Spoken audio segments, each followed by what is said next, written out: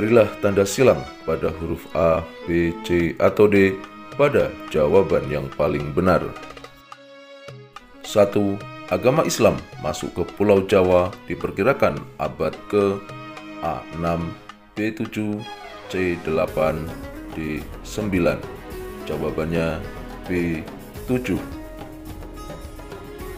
2. Sejak abad ke-7 hingga abad ke-14, agama Islam belum berkembang di Indonesia, meskipun para penyebar Islam sudah berdatangan ke Nusantara. Hal ini disebabkan oleh A. Kuatnya ajaran Hindu-Buddha, B. Kerajaan Majapahit yang anti-Islam, C. Agama baru sulit diterima, D. Belum adanya penyebaran Islam secara terorganisasi.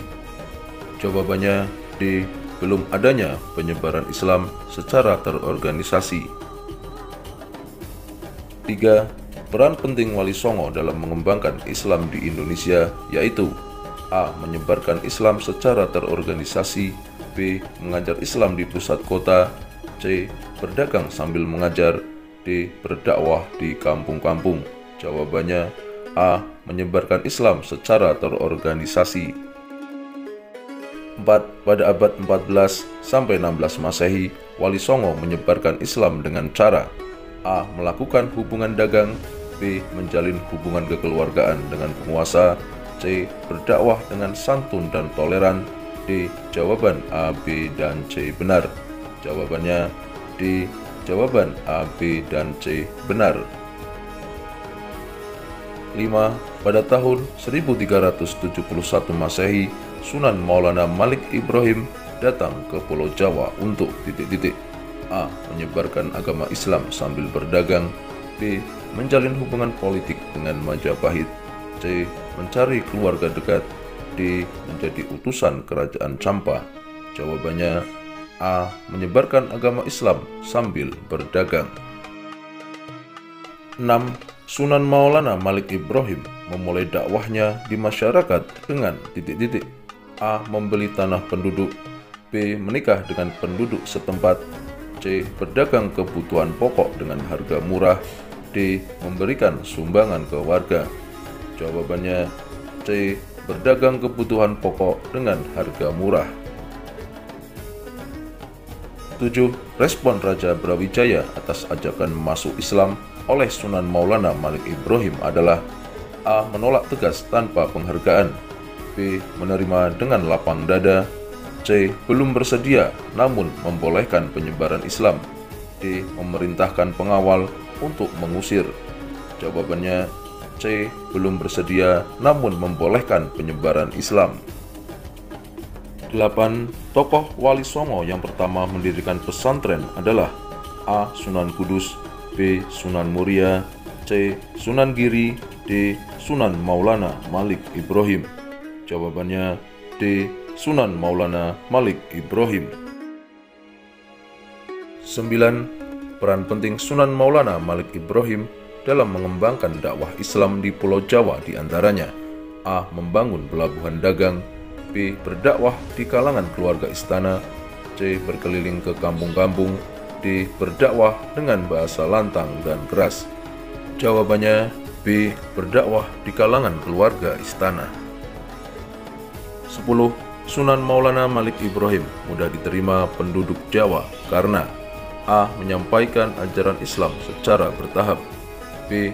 Bertutur sopan, toleran, dan dermawan, C. Menggurui dan menyalahkan agama lain, D. Jawaban A dan B benar.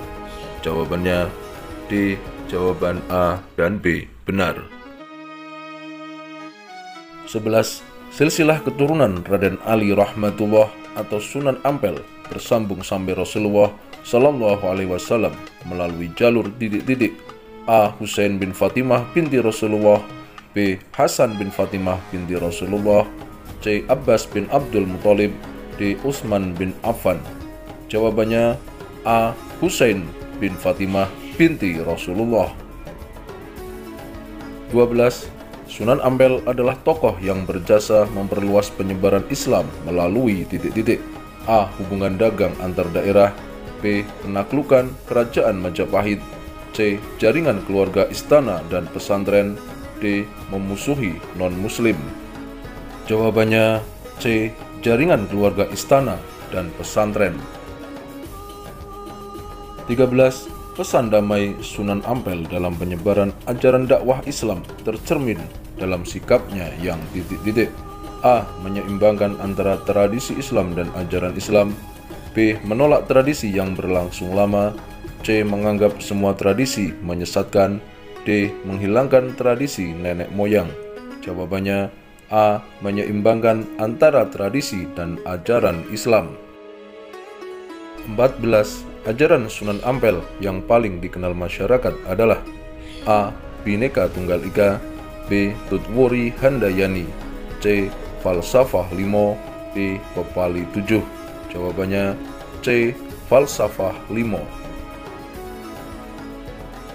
15. Tradisi memperingati kematian hari ketiga, ke-7, ke-40, ke-100, dan ke-1000 adalah tradisi yang berasal dari A. Tradisi Islam Campa. B. Tradisi asli Hindu-Buddha. C. Tradisi agama Kapitayan. D. Tradisi dari Timur Tengah. Jawabannya A. Tradisi Islam Campa. 16. Arsitektur masjid-masjid di Jawa dan daerah lainnya yang menggunakan atap tumpang seperti pada gambar di samping merupakan arsitektur akulturasi kebudayaan titik-titik. A. Arab dan Sunda. B. Turki dan India. C. Islam dan Hindu-Buddha. D. Jawa dan Bali. Jawabannya C. Islam dan Hindu-Buddha. 17. Dalam dakwahnya, Sunan Ampel melakukan perubahan terhadap tradisi Hindu-Buddha dengan memasukkan nilai-nilai keislaman seperti A. Tradisi serada menjadi kenduri. B. Nyongkolan dalam pernikahan. C. Sunatan massal. D. Jawaban A, B, dan C salah. Jawabannya D. Jawaban A, B, dan C salah. 18. Bayi mungil yang pernah dihanyutkan di laut karena anggapan yang salah oleh Prewi Rahbumi terhadap wabahnya penyakit di Gresik adalah A. Raden Mahdum Ibrahim. B. Raden Ali Rahmatullah. C. Joko Samudro atau Raden Paku. D. Raden Syahid. Jawabannya C. Joko Samudro atau Raden Paku. 19. Kecerdasan Raden Paku saat belajar di pesantren Ampel Denta diapresiasi Sunan Ampel dengan memberikan gelar A. As'adullah. B. Maulana Ainul Yakin. C. Dun Nurain. D. Al-Faruq. Jawabannya B. Maulana Ainul Yakin. 20. Masa kecil Raden Paku tidak berada di sisi ayah dan ibunya dan diasuh orang lain, menjadikan ia sosok yang titik-titik. A. Manja dan kurang mandiri. B. Gampang mengeluh. C. Tekun dan tangguh. D. Mudah marah dan kurang bertanggung jawab. Jawabannya C. Tekun dan tangguh. 21. Wali Songo melakukan perubahan alih fungsi terhadap mandal atau dukuh di akhir era Majapahit menjadi titik-titik. A. Pondok pesantren. B. Tempat pengobatan tradisional. C. Tempat peninggalan bersejarah. D. Tempat permainan. Jawabannya A. Pondok pesantren. 22.